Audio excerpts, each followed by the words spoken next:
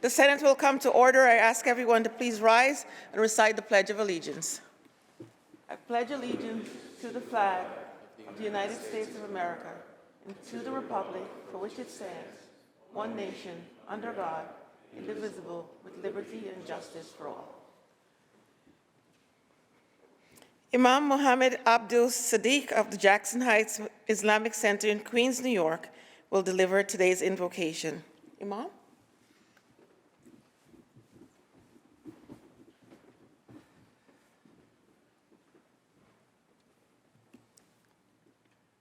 Assalamu alaikum wa rahmatullahi wa barakatuh.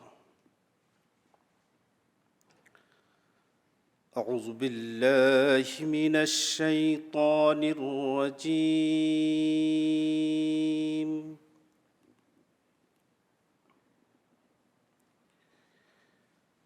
بسم الله الرحمن الرحيم.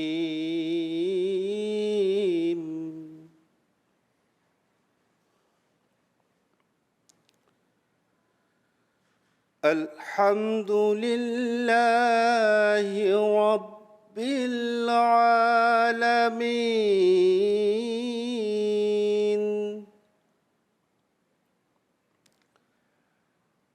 الرحمن الرحيم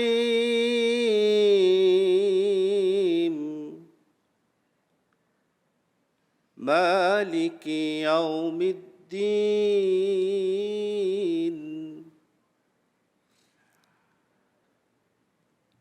إياك نعبد وإياك نستعين اهدنا الصراط المستقيم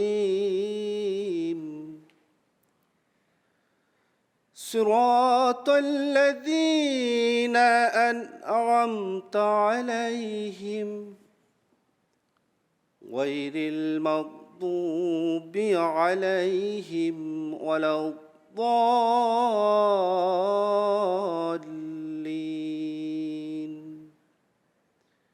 آمين. بسم الله الرحمن الرحيم. شهر رمضان الذي أنزل فيه القرآن هدى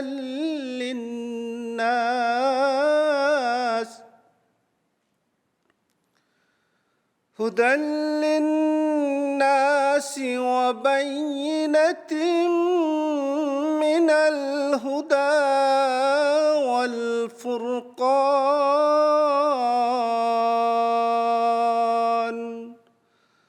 صدق الله العظيم. Thank you so much.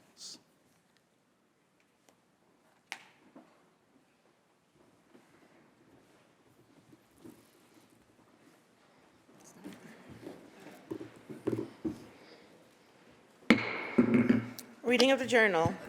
In Senate, Sunday, March 10, 2024, the Senate met pursuant to adjournment. The Journal of Saturday, March 9, 2024, was read and approved. On motion, the Senate adjourned. Without objection, the journal stands approved as read. Petitions, presentations of petitions, messages from the Assembly. Secretary will read. Senator Fernandez moved to discharge from the Committee on Alcoholism and Substance Abuse. Assembly Bill number 8467A and substituted for the identical Senate Bill 7833A. Third reading calendar 412. So ordered. Messages from the Governor. Reports of standing committees. Reports of select committees. Communications and reports from state officers. Motions and resolutions. Senator Gineris. Good afternoon, Madam President. Amendments offered to the following third reading calendar bills by Senator Ryan, Calendar 85, by Senator Gonzalez, Calendar 485, and by Senator Sanders, Calendar 573. The amendments are received and bill retains place on third reading calendar. Senator Gineris. Can you now please recognize Senator Kennedy for an introduction? Senator Kennedy for an introduction. Thank you, Madam President. It's a great honor for me to stand here during Irish Heritage Month, St. Patrick's Month, on the day that we celebrate the American Irish Legislators Association celebration tonight. And today we have some folks from Western New York, from the great town of Amherst that are with us, that have been leaders for decades in our community through the Amherst Gaelic League. Just this past week, the Amherst Gaelic League celebrated its 50th anniversary. Today we have a few gentlemen that are here. One, Dennis Lennon. Dennis is a 32-year member and a longtime leader for 17 years of the Amherst Gaelic League. Along with Dennis, we have Terry McGuire. Terry is a newer member to the Amherst Gaelic League, but his father was a founding member, Mike McGuire. The Amherst Gaelic League is an organization of service to our community, always promoting goodwill and recognizing and remembering the tremendous Irish heritage through educational programs, entertainment, recreational activities, including folklore and history and tremendous Irish tradition that is celebrated throughout the year. The past 5 decades, the Amherst Gaelic League has contributed hundreds of thousands of dollars to so many organizations throughout Western New York that appeal to its mission, including the Society of St. Vincent de Paul Refugee Resettlement Program, Western New York Irish Famine Memorial, the Buffalo Naval and Military Park, the Amherst Police Foundation, Children's Hospital, Lung Unit, Ronald McDonald House, youth teams dedicated to promoting and preserving Gaelic games and Irish culture in our community. And under the current capable leadership of President Michael Dolan, the Amherst Gaelic League has promoted the study and understanding of Irish history and causes and results of emigration of people from Ireland to the United States of America and the division of Ireland. They also encourage and support Irish citizens studying and understanding of history and of American democracy and of exchanging of ideas and thought and collaboration through their great work in our community. So because of their work and leadership, we recognize them here today. Also with them is our great friend, no stranger to this chamber, Michael Carroll. Michael from O'Dwyer Bernstein in the city of New York, Bronx born, a New York native who's worked with the Emerald Isle Immigration Center and has worked to collaborate not only all across New York, but all across the United States of America and across the pond into Ireland. And because of Michael Carroll's work, and along with organizations like the Amherst Gaelic League, the tremendous Irish traditions continue to be celebrated as we do tonight and throughout this month. So on behalf of the Senate, I'd like to welcome them, Madam President, and offer all of the privileges of the House. Thank you. To our guests, I welcome you on behalf of the Senate. We extend to you the privileges and courtesies of this House. Please rise and be recognized.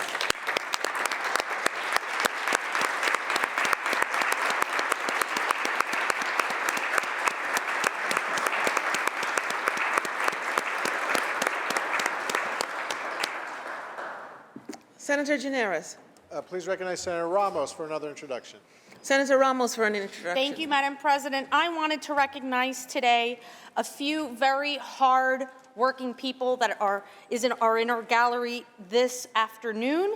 They are members of the Association of Legal Aid Attorneys, union members from the Union of Auto Workers, Region 9 and 9A. They do so much for those who have so little, and I want to make sure that we are introducing them and honoring all the work they do. Thank you. To our guests, I welcome you on behalf of the Senate. We extend to you the privileges and courtesies of this House. Please rise and be recognized.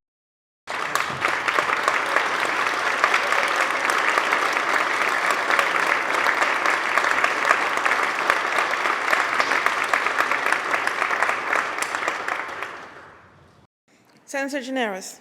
Let's take up the reading of the calendar, The please. Secretary will read. Calendar number 215, Senate Print 1200A by Senator Parker, enactment of the Public Service Law. Laid aside. Calendar number 308, Senate Print 7383 by Senator Sepulveda, enactment of the New York City Charter. Read the last section. Section 3, this act shall take effect on the 180th day of the shall become a law. Call the roll. Adabo, Giannaris Kruger, Ort, Stewart Cousins, White. Announce the results. Ayes 56.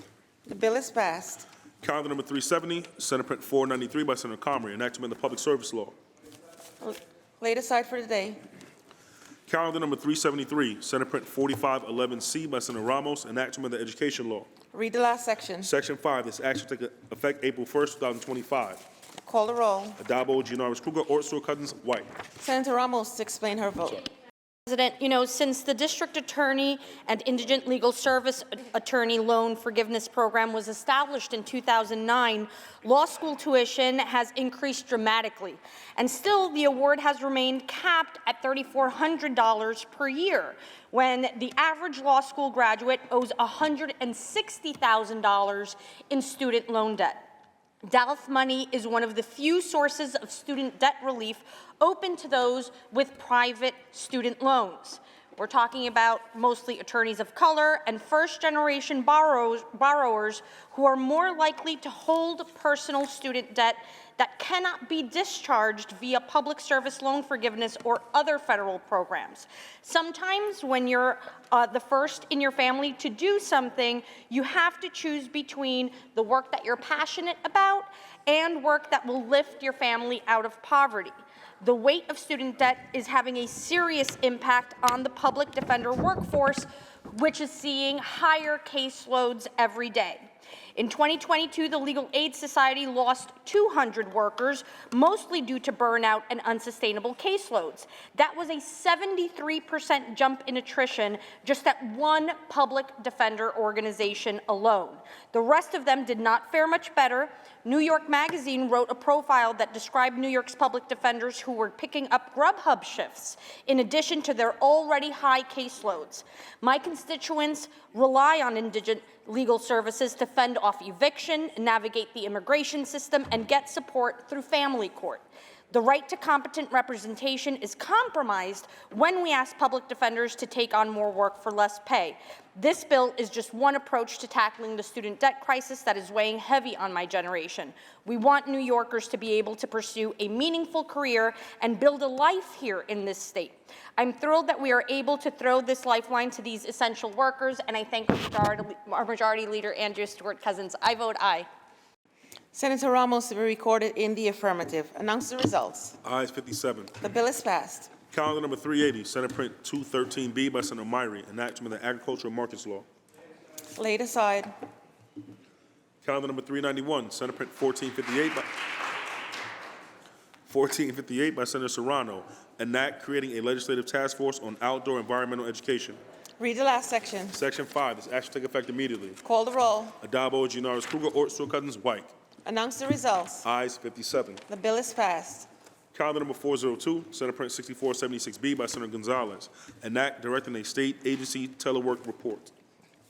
Read the last section. Section 5, this act shall take effect immediately. Call the roll. Adabo, Giannaris Kruger, Ort, Stewart Cousins, White.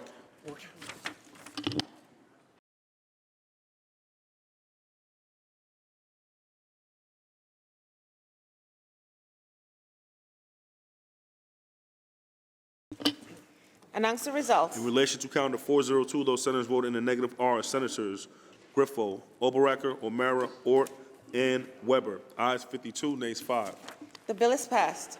Calendar number 405, Senate Print 1963A by Senator Adabo, enact to amend the Social Services Law. Read the last section. Section 2, this act shall take effect immediately. Call the roll. Adabo, Giannaris Kruger, Ort, Stewart Cousins, White.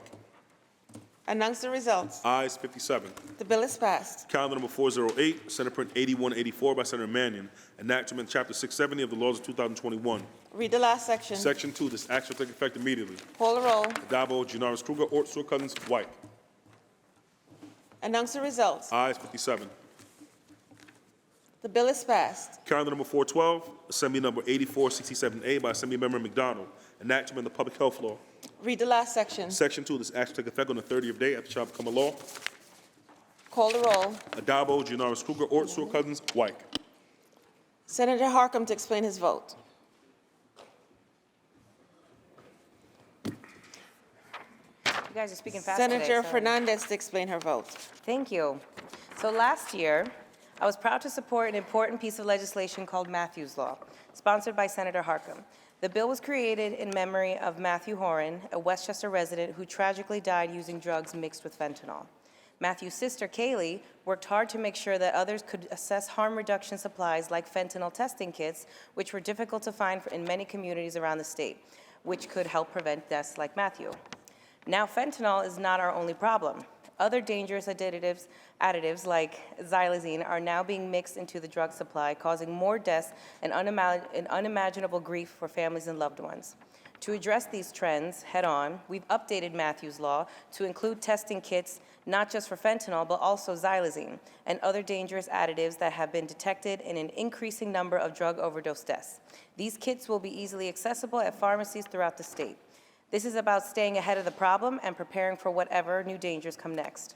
Not everyone is ready for treatment for a substance use disorder, and it's our responsibility to meet individuals where they are and give them the harm reduction tools and support they need to keep them safe and healthy until they're ready to access the help. This is about taking immediate action to prevent future tragedies before they happen. I thank Senator Harkam for bringing this bill to life, and I thank the Majority Leader for bringing this important legislation back to the floor with this update to ensure that we stay up to date in our response to this deadly crisis. I proudly vote aye. Senator Fernandez to be recorded in the affirmative. Senator Webb to explain her vote. Thank you, Madam President. I want to thank Senator Fernandez for her work on this important issue, and of course, Senator Harkam. In our state, small cities and rural communities and upstate districts like mine have been hit really hard by the opioid epidemic. Overdoses are on the rise due to the prevalence of dangerous additives like fentanyl and xylazine in the drug supply, harmful additives which drastically increase the risk of overdose for people using these substances in our community.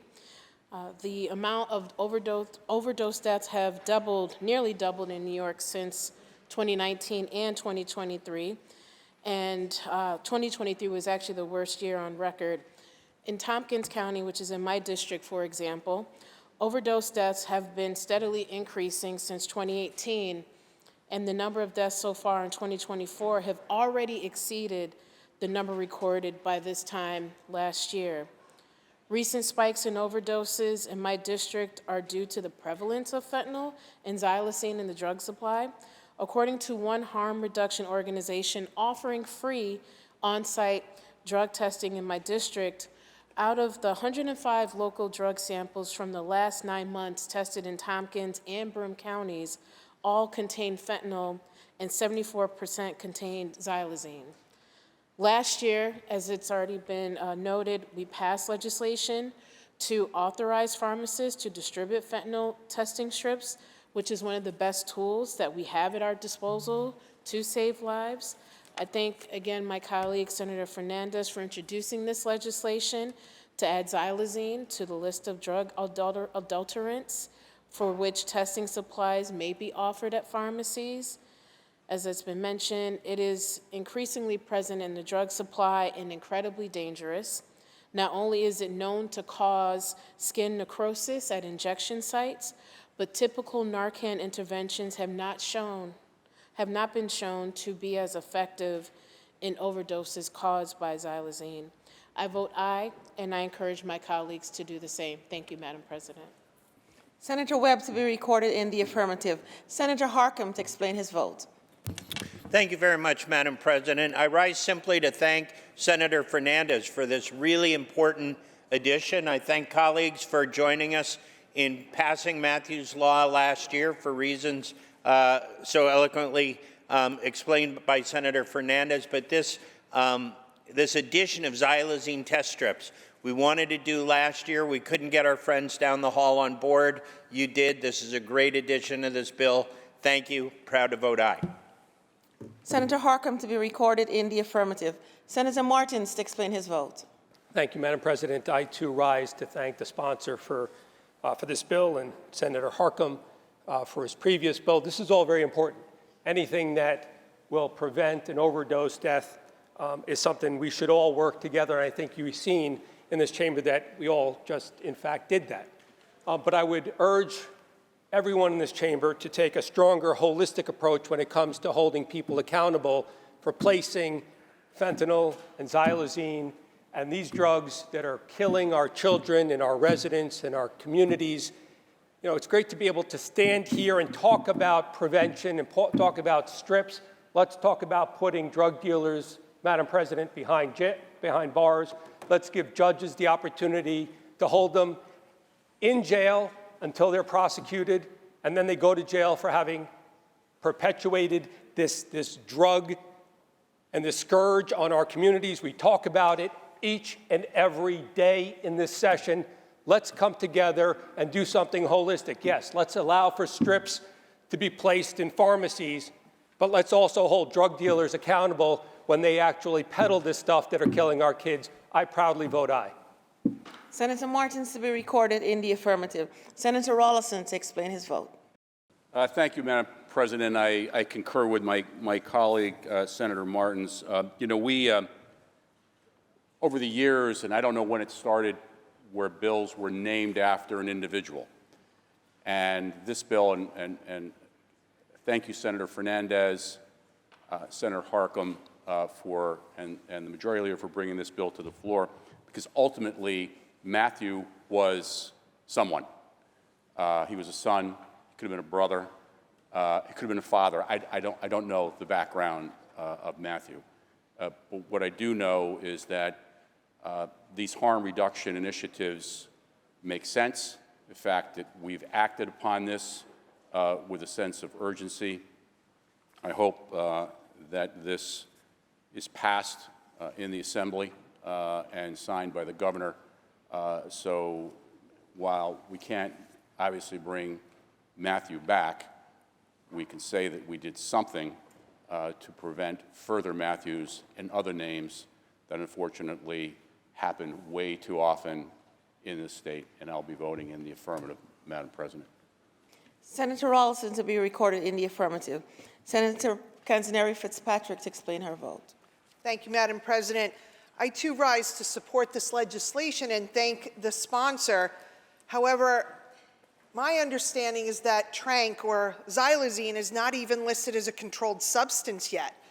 And that's what we need to do to give this legislation more teeth, so that when we are dealing with drug dealers who are pushing this drug, we have some teeth. So I would like to encourage everybody to look at the legislation that's pending. I think it's been offered by Senator Murray, that we look at that legislation so that we allow this horrible epidemic to be addressed with the proper tools. Thank you, Madam President.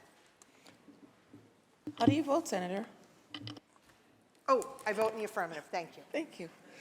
Senator Canzaneri Fitzpatrick to be recorded in the affirmative. Announce the results. Ayes 57. The bill is passed. Calendar number 434, Senate Print 5603 by Senator Comrie, enactment of the Public Authorities Law. Read the last section. Section 2, this act shall take effect immediately. Call the roll. Addabbo, Giannaris Kruger, Ortsu, Cousins, White. Announce the results. Ayes 57. The bill is passed.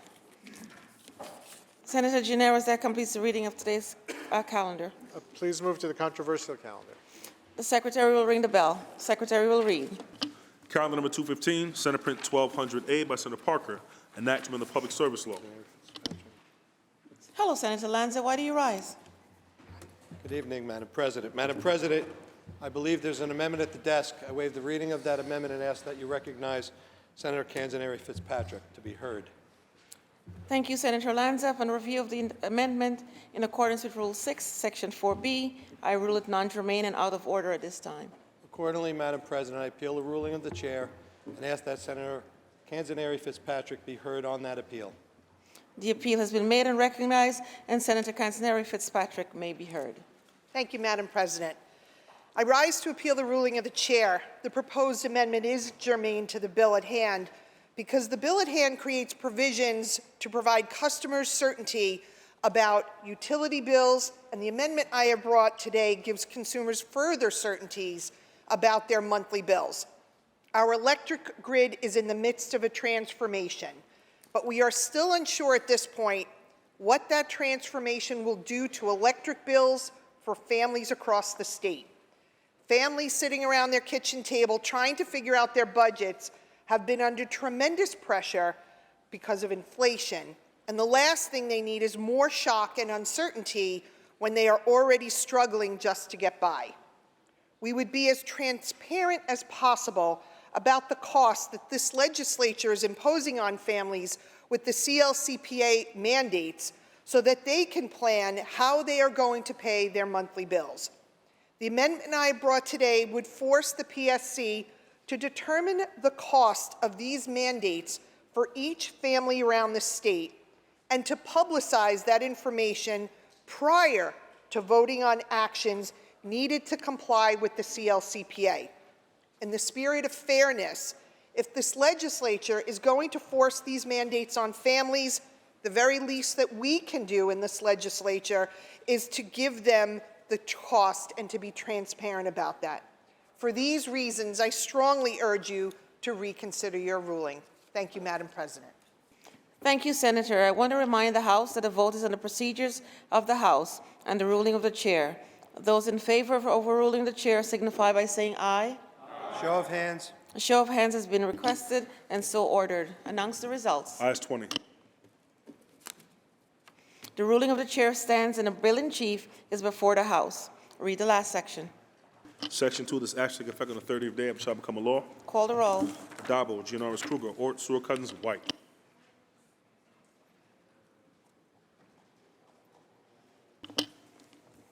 Announce the results. In relation to calendar 215, voted in the negative, Senator Steck. Ayes 56, nays 1. The bill is passed. Calendar number 380, Senate Print 213B by Senator Myrie, an act to amend the Agriculture and Markets Law. Senator Borrello. Madam President, would the sponsor yield for some questions about junk food advertising?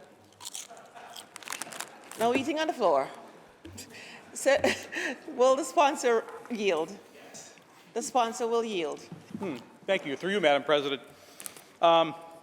This is the third time we've debated this bill, and I have a lot of questions. I will start off by thanking you for removing the private right of action from this. I thought that was an important part of this, so thank you very much. But my first question is, the bill speaks to unhealthy food marketing, and it speaks to specifically the use of rewarding cues. What exactly is a rewarding cue? Through you, Madam President, and I hope you enjoyed your Lay's chips before this debate. I'm not sure if it's reflected in the record, so I wanted to make sure we got that on. So let me back up a little bit and say that through the section that you're referencing in the bill is an outline, a guidepost for the court to consider what is predatory marketing or what is violative of the statute. So it would be very fact-based. It would be based on the circumstances in that particular advertisement. And rewarding cues, as outlined in the Federal Trade Commission's regulations around advertising to children, basically are the things that you see that would prompt you to want to purchase this or want to, what is called in the industry, pester your parents to get it. So these are things like toys and other things that appeal to children. Madam President, will the sponsor continue to yield? Will the sponsor yield? Yes. The sponsor yields. All right, so you mentioned that there's some kind of a federal guideline for something called rewarding cue. You just brought up toys and so forth. So if there's a box of cereal that comes with a toy prize inside of it, could that be considered a rewarding cue for buying that box of cereal? Through you, Madam President, it would depend on the nature of that particular advertisement. Madam President, will the sponsor continue to yield? Will the sponsor yield? Yes. The sponsor yields. So I think we all grew up with Happy Meals. The Happy Meals have got usually some kind of a toy that comes along with them. Would the Happy Meal be potentially subject to having to eliminate that toy in order not to be in violation of this law here in New York State? Through you, Madam President, it would be one of the factors that the court would consider. I want to underscore that point because this does not speak to advertising generally. It speaks to targeted advertising to inherently vulnerable audiences. And in determining whether or not that audience is inherently vulnerable, we have outlined some things in this bill that the court could look at. Madam President, will the sponsor continue to yield? Does the sponsor yield? Yes. The sponsor yields. So you bring up basically vulnerable people in this, but you also mentioned federal guidelines, but in this bill, you actually change the definition of a child to 18 and younger versus the federal guideline, which is under 18. So you're basically saying an 18-year-old now will be considered a child and potentially subject to this, as a vulnerable constituent for this bill. So you're talking about college students. So are we saying that you cannot advertise, Lay's potato chips on a college campus? Would that potentially be a violation of this bill? Through you, Madam President, our definition of child matches every other definition of child in New York State law. So we did not want to diverge from that definition to create some new category, so it matches it. But let me, more importantly, address the underlying principle here, and that is that only younger teenagers or children are potentially vulnerable.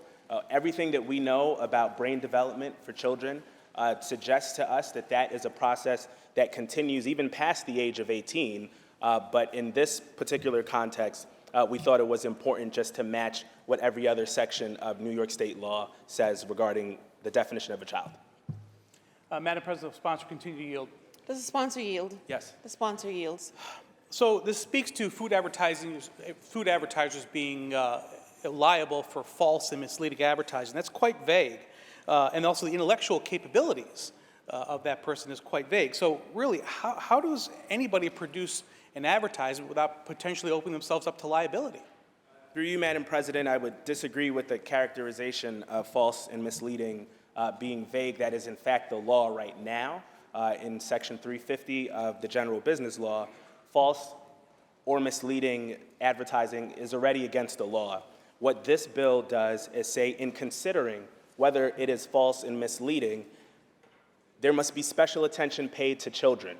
And I'd be remiss if I didn't sort of speak to the purpose of this bill, which is that the food industry spends billions of dollars targeting our children with ultra-processed food and unhealthy food.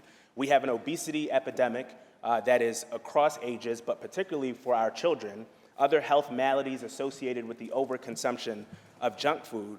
And we have a job, I think, as a legislature to protect the most vulnerable amongst us. So this is an attempt to clarify what is already existing law as it relates to false and misleading, and instructing the court to consider other factors when that false or misleading advertisement is targeted to a child.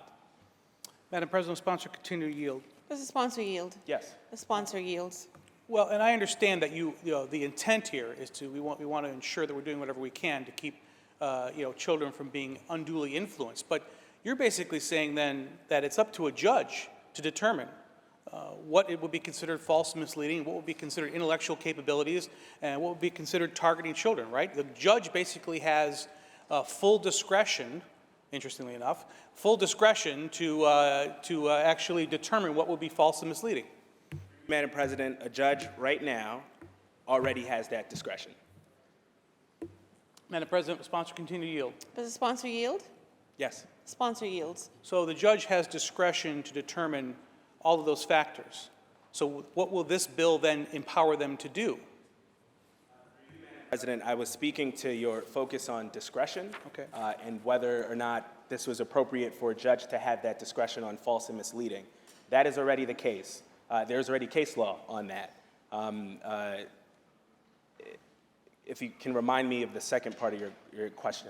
Just that, the judge itself, they would have the full discretion to determine whether or not something was, considered false, misleading. Through you, Madam President, I remember now you said, what's the point of the bill? In addition to the already existing law, what this would do is help the court make a determination on advertisements that are targeted to children. Madam President, will the sponsor continue to yield? Does the sponsor yield? Yes. The sponsor yields. So you speak about that music could be potentially a trigger, the type of music chosen. What would trigger liability? What kind of music would trigger liability? I'm not asking you to sing anything. Just tell me what you think it would potentially trigger the liability. Through you, Madam President, similar to what I was mentioning earlier, this would be one of the several factors that the court would have to consider. So it wouldn't be just the type of music used, It would include some of the other things we have laid out in the bill, the images that are used, the likeness of other potential celebrities that that children might be more attracted to. And I again underscore that the Federal Trade Commission also uses music as one of the factors. So there isn't a particular song or a particular jingle. This would be fact dependent, would depend on the exact advertisement, and would only be one of the factors considered by the court. Madam President, sponsor continue to yield. Does the sponsor yield? Yes. The sponsor yields. Through you, Madam President, you brought up celebrities. So are you saying that athletes now would maybe be barred from endorsing products that might be considered unhealthy? I mean, would that be appealing to children or actors, certain actors? Taylor Swift appeals to young people under the age of 18. How would that be determined as a restriction? Through you, Madam President, I think what my colleague is engaging in is the process that the court would engage in. You would have to look at the particular instance. You would have to look at the combination of the factors, and you'd have to look at, I imagine in the celebrity context, whether this is someone that holds appeal for that particular vulnerable audience. But there's no red line, there's no blanket application because these things are inherently case dependent. Madam President, sponsor continue to yield. Does the sponsor yield? Yes. The sponsor yields. There's a debate going on in Washington right now about banning TikTok. We've heard from many experts saying that social media is bad for our kids. It's caused depression. It's caused suicide. It's caused radicalization. So would you then, following this thought of trying to protect our children, would you think we should ban the use of social media for children 18 and under? Through you, Madam President, I'm not going to speak to whether or not we should ban social media. That's certainly outside of the bounds of this bill. But I will say that social media, as you pointed out, speaks to the underlying principle of this bill, and that is that our young people are particularly vulnerable.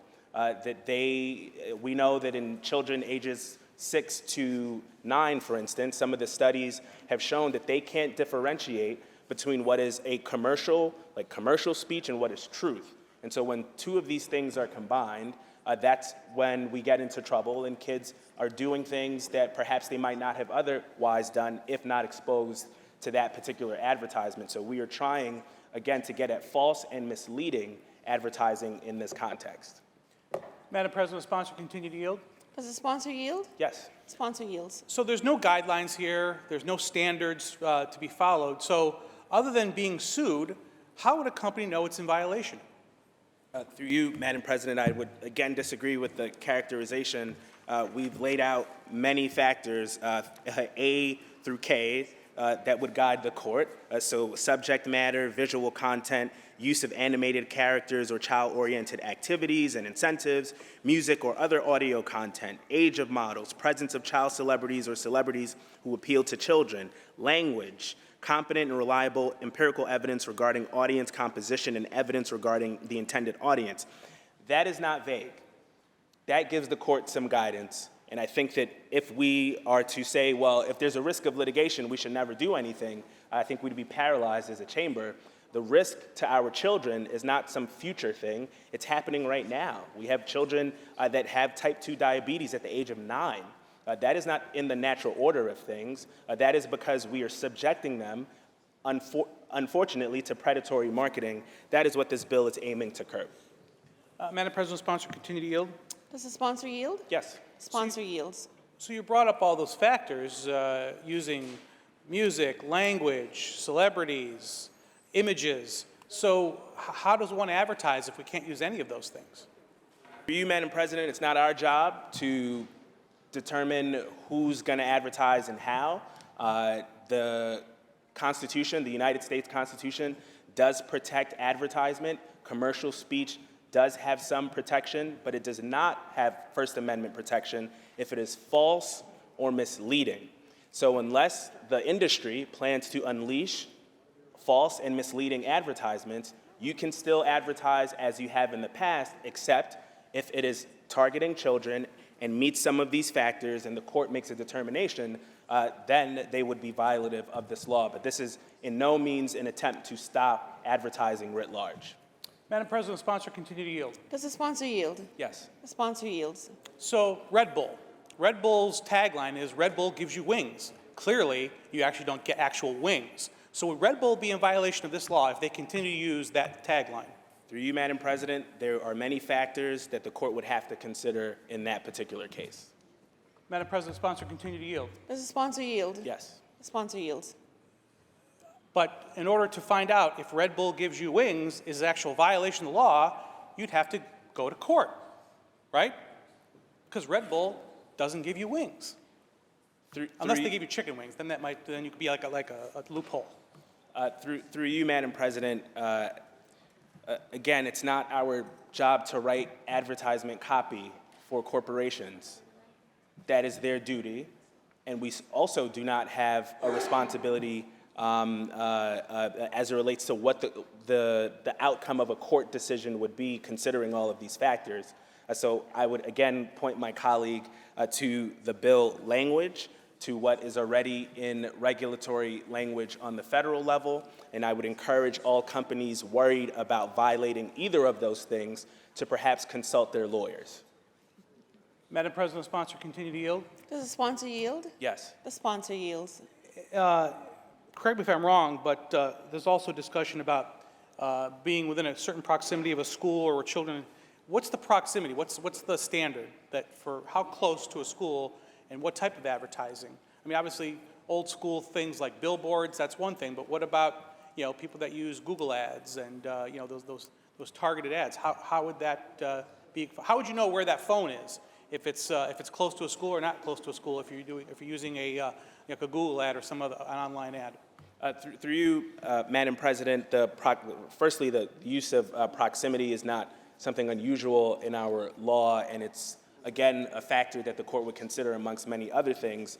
But I would note that there are already geofence-like tracking of young people done by corporations. An example of that. If you are getting off the train and going to school and McDonald's has a geofence around and senses that you are there, in your feed, they can send advertisements. This is something that we have not had to grapple with in the past that is developing, and why I'm reluctant for us to have a red line, because the way that we advertise, how people are subjected to these advertisements is ever evolving, and we want to leave room for the court to address that. Madam President, sponsor continue to yield. Does the sponsor yield? Yes. The sponsor yields. One last question here. This speaks to unfair, or there's really no definition of unfair advertising. So, are we going to punish somebody for something that was unintentional? I mean, you're giving a broad definition to what is considered unfair. That's a very broad term. Fairness is a word that means a lot of things to a lot of people. So, how do we stop someone who had no intention of falsely advertising something from being caught up in a lawsuit as a result of this?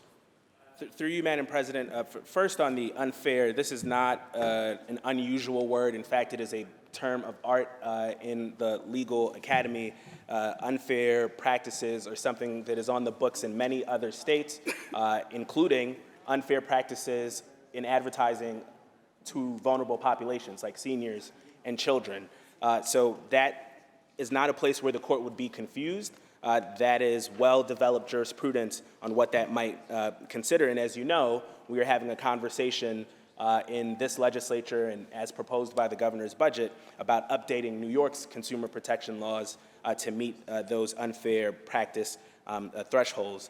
And regarding unintentionality, I think that would be an unfortunate circumstance if someone was sued for unintentionally doing it, but they would be able to make the case to the court that it was that they don't meet the factors outlined in this bill, and then the court would subsequently make a determination. Madam President, on the bill. Senator Borrello on the bill. Senator Myrie, thank you very much once again for engaging in that debate. I appreciate it. I understand the purpose of this bill, but it's just too broad, it's too vague. It's subject to so many circumstances. Basically what you're saying here is that you can't use music or a celebrity or a cartoon character to advertise something. Maybe you can't put a toy in the Happy Meal anymore or in the cereal box. Maybe you can't say Red Bull gives you wings. So New York State's basically saying there's going to be no product advertising if we're going to play it safe and not subject ourselves to some kind of a liability. I think that that's far too broad. You know, this morning we did a press conference with Senator Martinez about vaping devices that are in the shape of school supplies and toys. That's pretty clear. That's a pretty clear, egregious violation where we're trying to appeal to children. So we have a law, we have a bill that's sitting in the Health Committee that would outlaw and increase the fines for those vapes that are in the shape of toys. So we have a way to address this. We can do things like that. We can say, if you're going to do something like this that is clearly targeting children with something they clearly should not have, this is how we're going to address it. To do this broad, sweeping bill that is going to negatively impact the ability for anybody to be able to advertise a product, which was going to really, I think, open themselves up to frivolous lawsuits and so forth, I just think is far too broad. The intent is good, but I think that the solution here is just far too onerous. So I'll be voting no, and I would encourage my colleagues to do the same. Thank you, Madam President. Thank you, Senator. Are there any senators wishing to be heard? Seeing and hearing none, the debate is closed. The Secretary will ring the bell. Read the last section. Section 6 is actually take effect on the 30th day of shall become a law. Call the roll. Dabo, Gianaris, Kruger, Ort, Sewell, Cousins, White.